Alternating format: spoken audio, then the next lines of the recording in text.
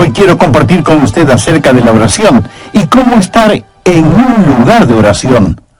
Por lo tanto, leamos Juan 15:16. No me elegisteis vosotros a mí, sino que yo os elegí a vosotros, y os he puesto para que vayáis y llevéis fruto, y vuestro fruto permanezca, para que todo lo que pidiereis al Padre en mi nombre, Él os lo dé. Esta es una de las grandes promesas y también una de las grandes instrucciones en la vida de oración. Hay dos cosas que determinan la contestación a la oración. Dos cosas que deben estar bien antes de que su oración sea contestada. Primero, usted debe orar por la cosa correcta, es decir, usted debe pedir a Dios por algo que esté de acuerdo a la voluntad de Dios. Busque 1 de Juan 5:14. Dice, y esta es la confianza que tenemos en Él, que si pedimos alguna cosa conforme a su voluntad, Él nos oye. Sería absurdo el pensar que Dios pudiera contestar una oración por algo que vaya en contra de su voluntad. La oración, como lo he dicho varias veces, no es el doblar la voluntad de Dios para que vaya de acuerdo a la nuestra. Orar es encontrar la voluntad de Dios y obedecerla. Así que, en primer lugar, está el contenido de la oración. Pero hay algo más que es necesario. Usted pudiera estar orando por algo correcto y no recibir respuesta. Hay algo más que es vitalmente necesario si es que espera respuesta a su oración. Y eso es el carácter de quien está orando. Ambas cosas, contenido y carácter, son necesarias para que la oración sea contestada. Así que una persona no solo debe orar de acuerdo a la voluntad de Dios, sino que debe estar viviendo de acuerdo a la voluntad de Dios. Ahora, de estas dos cosas, ¿cuál es la más importante? ¿El contenido de la oración o el carácter del que ora?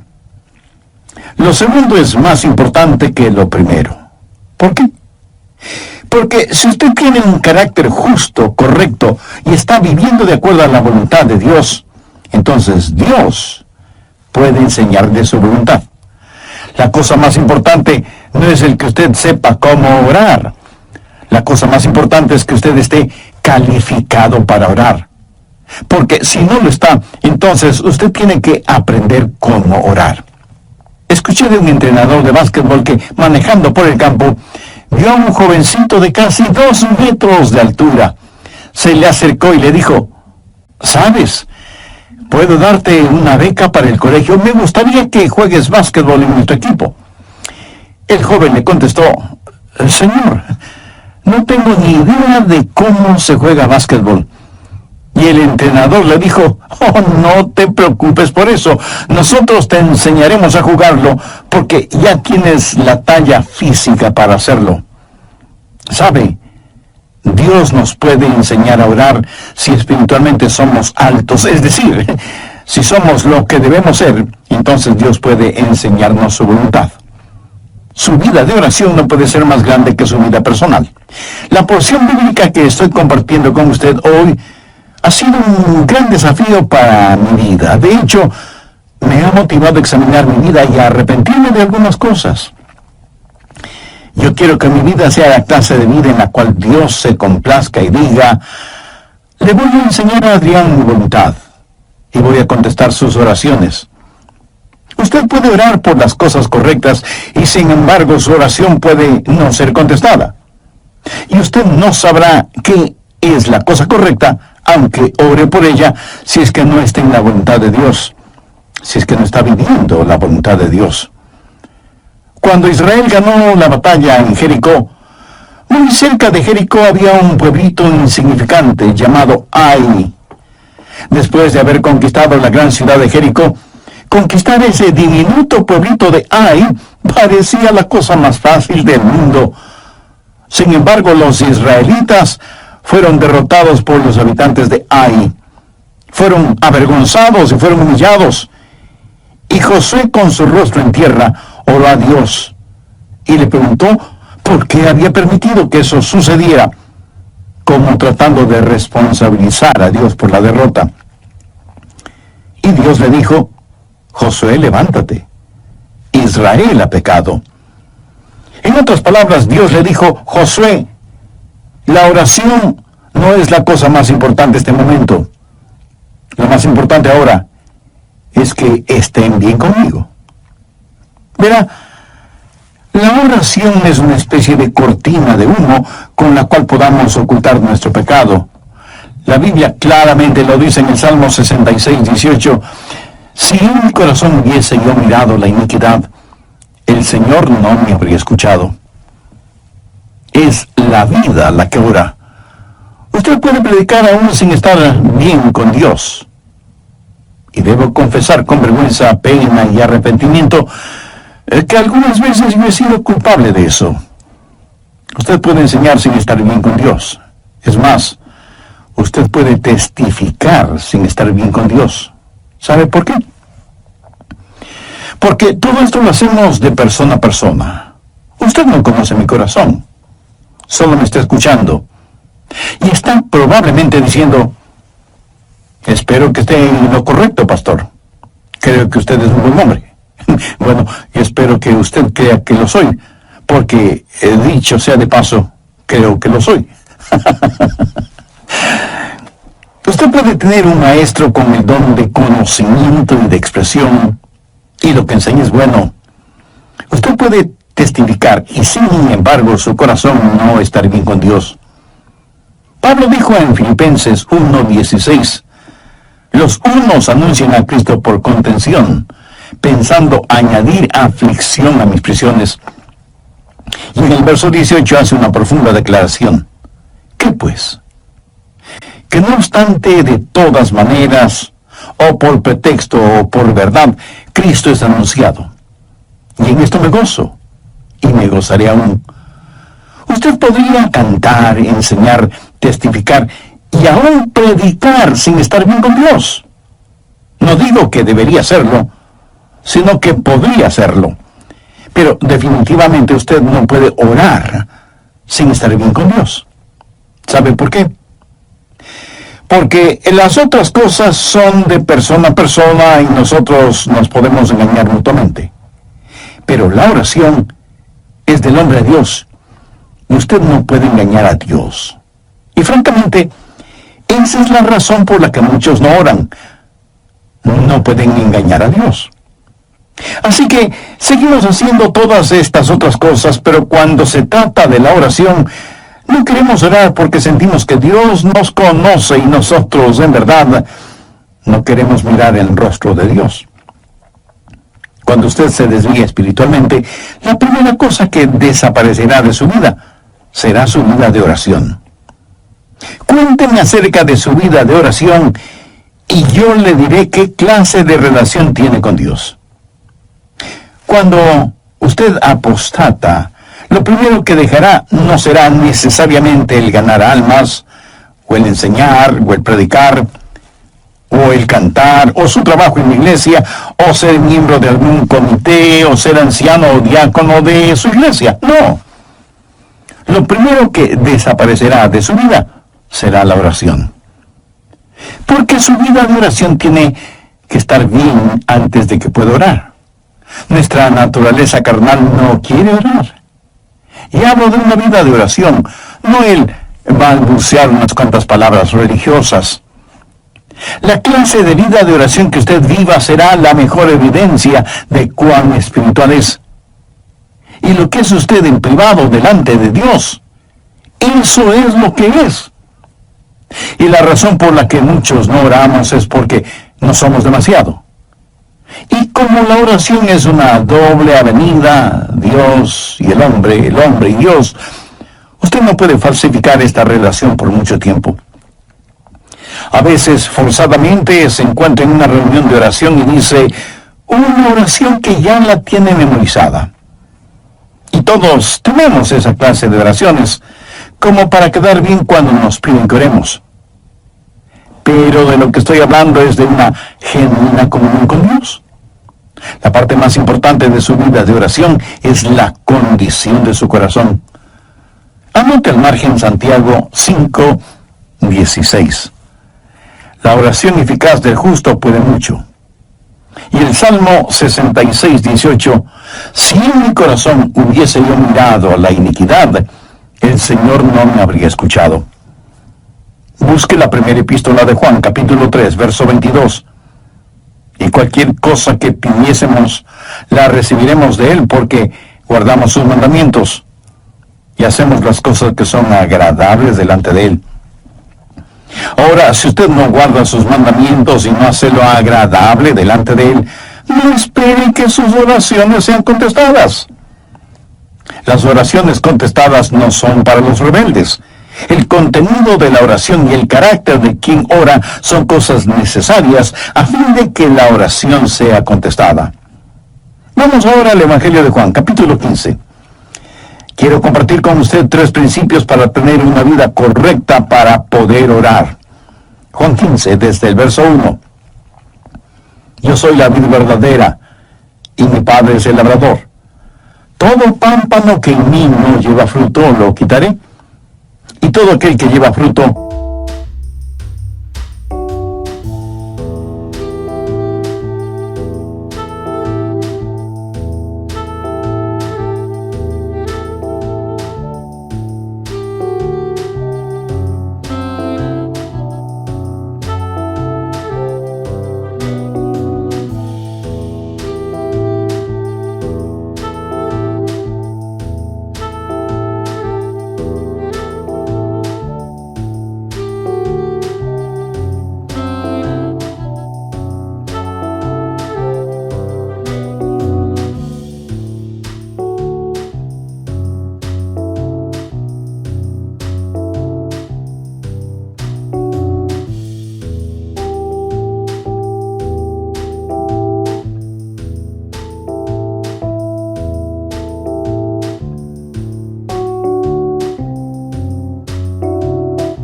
lo limpiará, para que lleve más fruto. Ya vosotros estáis limpios por la palabra que os he hablado. Permaneced en mí y yo en vosotros. Como el pámpano no puede llevar fruto por sí mismo, si no permanece en la vid, así tampoco vosotros, si no permanecéis en mí. Yo soy la vid, vosotros los pámpanos. El que permanece en mí y yo en él, éste lleva mucho fruto, porque separados de mí nada podéis hacer. El que en mí no permanece será echado fuera como pámpano, y se secará, y los recogen, y los echan en el fuego y arden. Si permanecéis en mí, y mis palabras permanecen en vosotros, pedid todo lo que queréis, y os será hecho. Primero, no voy a tratar de pasar de listo, y le voy a decir las cosas tal como son. Usted tiene que permanecer en Cristo si quiere que sus oraciones sean contestadas. Note lo que dice el verso 7. Si permanecéis en mí y mis palabras permanecen en vosotros, pedid todo lo que queréis y os será hecho. Nosotros debemos ser a Jesucristo lo que el pámpano es a la vid. Así de simple. El pámpano tiene que aceptar el propósito de la vid para su vida y su existencia. Miremos nuevamente lo que dice el verso 4. Permaneced en mí y yo en vosotros. Como el pámpano no puede llevar fruto por sí mismo, si no permanece en la vid, así tampoco vosotros si no permanecéis en mí. Así que, ¿cuál es el propósito del pámpano? Llevar fruto. Ese es el propósito de un pámpano en la vid, llevar fruto. Ahora, si usted no lleva fruto, es un pámpano inservible. Si alguien le regala una canasta con bananas, naranjas, manzanas y algunas ramitas de la vid, usted podrá saborear las frutas. ¿Pero qué va a hacer con las ramas de la vid? ¿Masticarlas? ¿Chuparlas? No lo creo. Los pámpanos de la vid deben llevar fruto. Juan 15, 16. No me elegisteis vosotros a mí, sino que yo os elegí a vosotros. Yo os he puesto para que vayáis y llevéis fruto. Si usted quiere que sus oraciones sean contestadas, tiene que permanecer en Cristo para que Él pueda utilizar su vida como pámpano que lleva su fruto. ¿Alguna vez le ha pedido a Dios que le sane de alguna enfermedad y y Él le curó. Y gracias a Dios por eso. Pero suponga que usted le oró a Dios para que le sane y Él no lo hizo. Bueno, puede haber un número de razones para eso. Una pudiera ser la siguiente. Dios le pregunta: ¿por qué debo darte salud para que sigas sirviendo al diablo? Es decir, ¿por qué la vid debe darle vida al pámpano si el pámpano no produce ningún fruto? Esa clase de pámpano debe ser estirpado. ¿Por qué Dios debe bendecirle? ¿Cuál es el propósito de la oración? El propósito de la oración es que Dios sea glorificado cuando usted produzca mucho fruto. Juan 15:8 dice: en esto es glorificado mi Padre, en que llevéis mucho fruto y seáis así mis discípulos. Amigo, permítame preguntarle en una forma muy personal: ¿es su vida una vida que glorifica a Dios? Y si es que su vida no glorifica a Dios, ¿por qué debería Dios contestar sus oraciones? Recuerde que usted dará fruto solo cuando permanezca en Cristo. No necesitamos más pámpanos. Lo que necesitamos son pámpanos saludables que, permaneciendo en la vid, den mucho fruto. El pámpano no produce el fruto. Lo único que hace es llevar el fruto. El fruto no es la responsabilidad del pámpano, es la responsabilidad de la vid. La responsabilidad del pámpano es permanecer en la vid.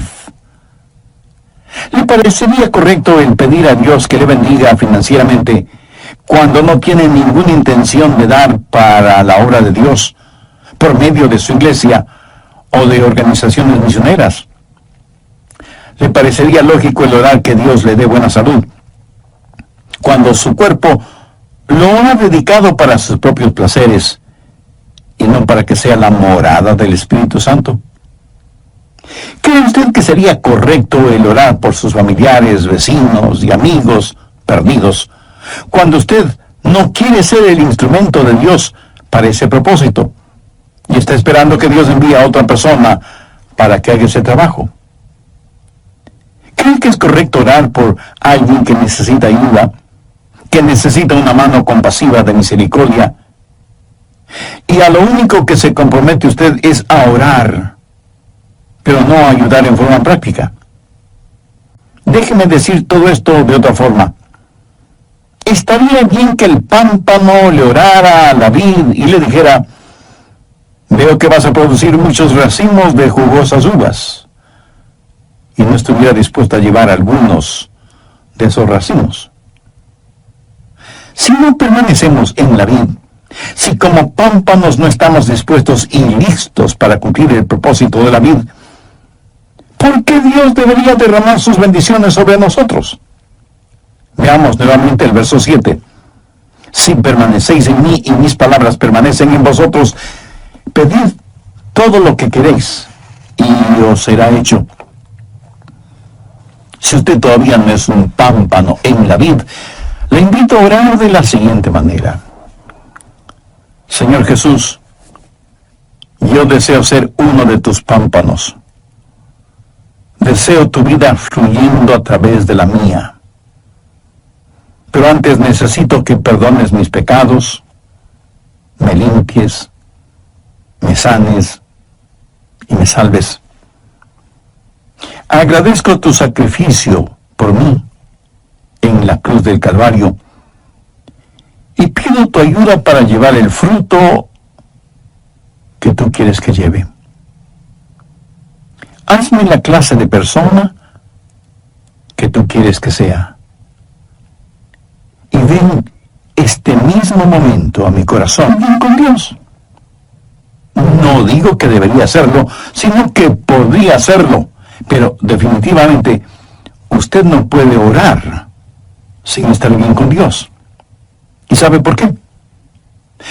Porque las otras cosas son de persona a persona y nosotros nos podemos engañar mutuamente.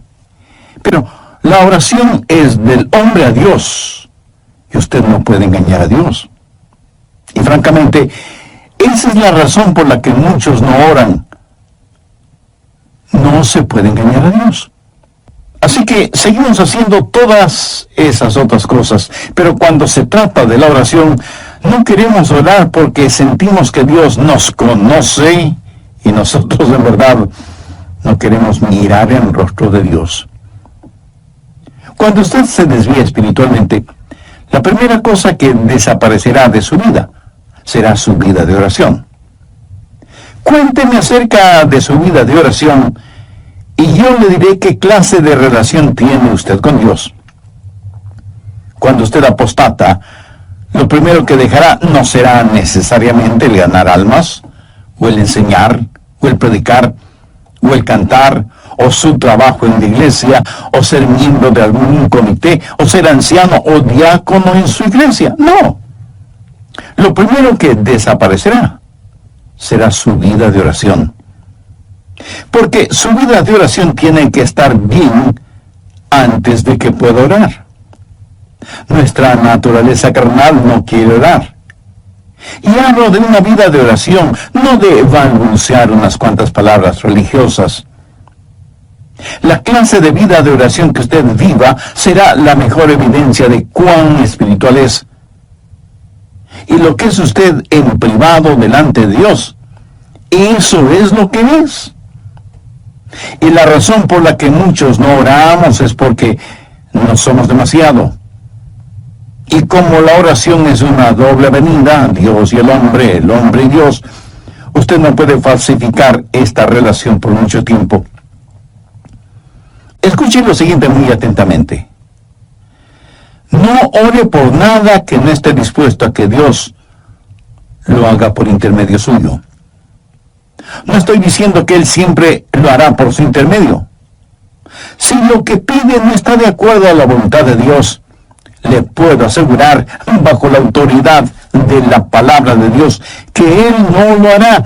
No importa que usted ore postrado en tierra con sus vestidos rasgados y cubierta su cabeza con ceniza. La prueba de su permanencia en Él es el fruto que exhibe. Es decir, si usted no lleva ningún fruto, no trate de convencer a nadie de que permanece en Cristo. ¿Y qué es el fruto después de todo? El fruto es la expresión externa de su naturaleza interna. Miren los árboles frutales. A cierta distancia usted no puede decir si es un árbol de peras, o de manzanas, o de duraznos, o de cualquier otra fruta. Tal vez usted sí puede identificarlos. Yo en eso soy ignorante. Para mí todos los árboles me parecen iguales. Pero los puedo identificar de inmediato cuando veo su fruto. Por su fruto, usted reconoce el árbol. En Mateo 7:16 leemos, por sus frutos los conoceréis. La naturaleza interna de un genuino creyente que permanece en Cristo es Cristo.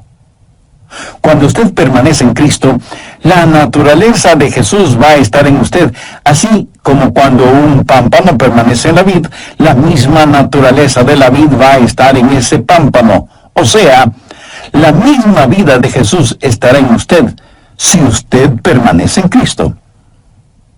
El fruto del que está hablando aquí no es el construir iglesias grandes o pequeñas, ni el ganar tantas personas para Cristo. El fruto del que está hablando aquí lo encontramos descrito en Gálatas 5, los versos 22 y 23. Mas el fruto del Espíritu es amor, gozo, paz, paciencia, benignidad, bondad, fe, mansedumbre, templanza. Contra tales cosas no hay ley. Alguien ha comentado muy sabiamente, por cierto, que estos versículos son la biografía de Jesús. La vida de Jesucristo va a ser reproducida en mí. Y alguien dirá, bueno, yo pensé que deberíamos ser ganadores de almas. Yo creo que ese debe ser el fruto. Pues no lo es. La Biblia dice, Mas el fruto del Espíritu es amor, gozo, paz, paciencia, benignidad, bondad, fe, mansedumbre, templanza. Contra tales cosas no hay ley. La semilla está en el fruto. Es la semilla la que se reproduce, pero es el fruto que ocasiona que la semilla sea esparcida. Y lo que necesitamos hacer es tener frutos que hagan que la semilla sea deseable. Es la vida del Señor Jesucristo la que va a estar en nosotros cuando permanecemos en Él. Cuando estamos unidos con Cristo, su vida fluye de nosotros, y cuando usted ha estado junto a una persona que permanece en Cristo, usted, por así decirlo,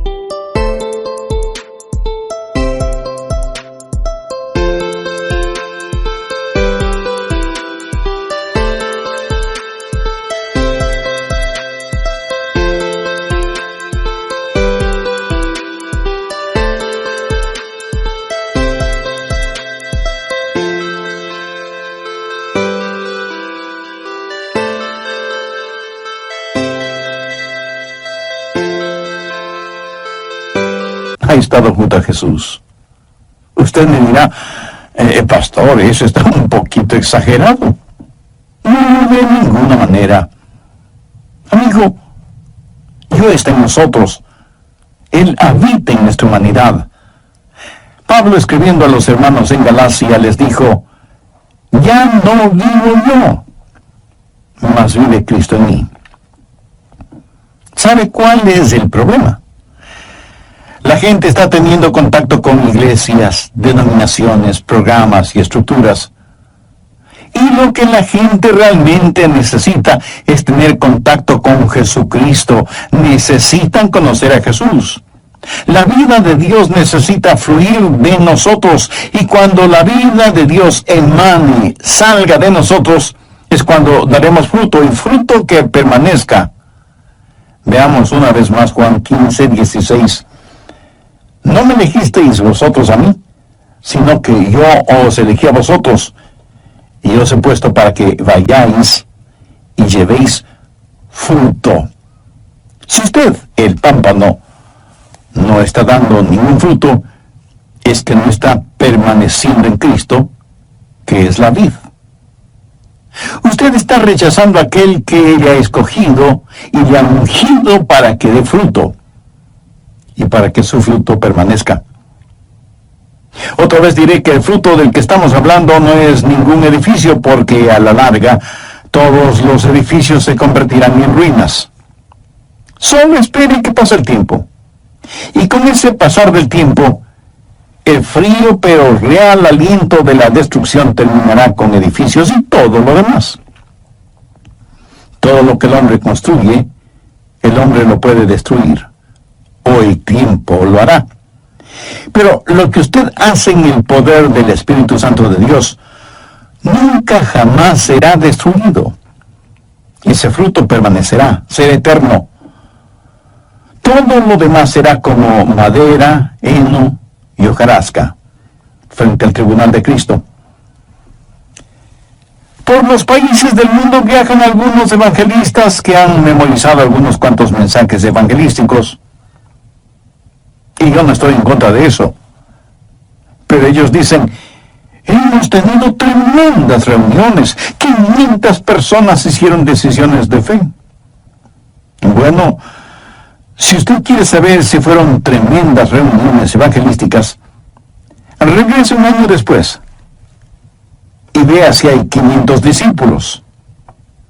Dios no nos mandó primordialmente a que tratemos de que la gente haga decisiones. Dios nos mandó a hacer discípulos. Los frutos sensacionalistas son como el Alka-Seltzer, burbujean y hacen ruido hasta que se les termine el gas. Cualquier cosa que Jesús hace permanece para siempre. El pámpano no produce el fruto. La vid produce el fruto. El pámpano lleva el fruto. Si usted quiere que sus oraciones sean contestadas, tiene que permanecer. Si permanecéis en mí y mis palabras permanecen en vosotros, pedid todo lo que queréis y os será hecho. Cuando usted comienza a dejar que la vida de Jesucristo fluya a través suyo, cuando está disponible para los propósitos de Cristo, cuando se rinda por completo a Jesús como el pámpano a la vid, entonces, mi querido amigo, tendrá la clase de vida que necesita para orar y que sus oraciones sean contestadas. Pero note que él da otra calificación en el verso 7 y también tiene que ver con el carácter de la persona que está orando. Si permanecéis en mí y mis palabras permanecen en vosotros, pedid todo lo que queréis y os será hecho. Hay una vida en comunión con el Señor y eso es permanecer en Él. Y hay una vida controlada por el Señor. Y esa es su palabra que permanece en nosotros.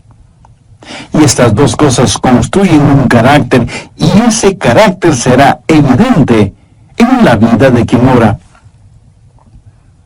¿Qué significa que su palabra permanezca en nosotros? La palabra permanecer quiere decir vivir con, estar permanentemente en el hogar. Cuando la palabra de Dios llega, no lo hace como huésped por una noche, sino que viene a tomar residencia en nosotros. Y ese momento comienza a habitar en nosotros. Cuando eso pasa, sucederán tres cosas. Primero, la palabra de Dios le controlará. Es decir, la palabra de Dios por medio de sus mandamientos le dirá lo que debe o no debe hacer. Y los mandamientos de Dios son eso. Mandamientos, no sugerencias. ¿Hay alguna cosa que Dios le ha dicho que haga y que usted no la está haciendo? Todo pámpano que en mí no lleva fruto lo quitará. Y todo aquel que lleva fruto lo limpiará para que lleve más fruto. O sea que hay un proceso de poda. ¿Cómo Dios hace eso? ¿Qué herramienta usa? Bueno, leamos el verso 3. Y a vosotros estáis limpios por la palabra que os he hablado.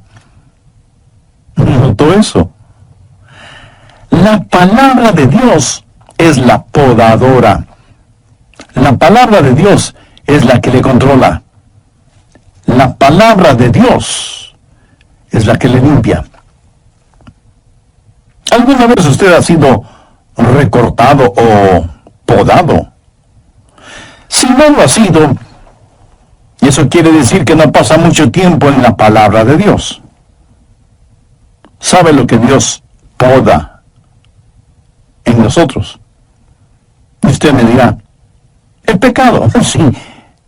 Sí, es cierto, pero eso no es todo. Él poda de nosotros las ramas secas, las no productivas, las ramas que succionan la savia de la vida. O sea, demasiadas diversiones, televisión, pasatiempos, gastos innecesarios en lujos y vanidades. Y usted me preguntará, pastor, ¿qué hay de malo en eso? Escúcheme. Si esas cosas no dan el fruto que Dios espera, ¿de qué sirven? Quiero decir, no es que produzcan fruto venenoso, sino que simplemente nos absorben la vida, succionan nuestra vitalidad espiritual. Y uno de estos días vamos a estar frente al tribunal de Cristo y entonces diremos, ¿por qué no dejé que mi vida sirviera más para Cristo? ¿Por qué gasté tanto tiempo en cosas que no fueron importantes? Si usted hubiera permanecido en la palabra de Dios, y la palabra de Dios hubiera permanecido en usted, la podadora de Dios hubiera hecho lo que debía hacer en usted. ¿Sabe? Usted no tiene que podarse a usted mismo, porque francamente usted no sabe cuáles son las ramitas o las hojas secas que debe recortar. Y porque además recortar donde no debe y recortar donde sí debe hacerlo, pues se volverá un fanático. Permanezca en la palabra de Dios, y la palabra de Dios le limpiará, le controlará y le comunicará la voluntad de Dios. Cuando usted permanece en el Señor Jesucristo y la vida de la vid comienza a fluir en usted y permanece en la palabra de Dios, y esa palabra de Dios comienza a controlarle y a limpiarle, esa palabra de Dios se comunicará con usted. Y lo que es su voluntad y lo que es la voluntad de Dios será la misma cosa. Y entonces el contenido de su oración será el correcto. Pero recuerde, es el carácter que le ayuda a tener el contenido. ¿Sabe cuál es el mayor obstáculo para su vida de oración? Usted. Yo quiero que la gente sea bendecida con el fruto de mi vida. Y yo creo que usted desea lo mismo. Yo quiero que mis hermanos en la fe, mis hijos, mis nietos, mis amigos puedan saborear el fruto de una vida que permanece en Cristo. Y permítame decirle algo personal. He sido desafiado por la palabra de Dios ahora mismo. No estoy aquí como el paradigma de alguien que ya lo ha solucionado todo. Tal vez en algunas cosas soy el más necesitado de los seres humanos, porque de alguna manera conozco un poco más de lo que muchos conocen. En Lucas 12:48 leemos: porque a todo aquel a quien se le haya dado mucho, mucho se le demandará. Ahora piense, ¿hay algo tan valioso en la vida que no vale la pena que nuestras oraciones sean contestadas? El solo pensar de esa manera es una irreverencia. Debemos pedir a Dios que nos ayude a permanecer en Él, a rendirnos completamente a Él para cumplir sus propósitos. Un pámpano existe con un solo propósito: el estar en la vid. Un pámpano que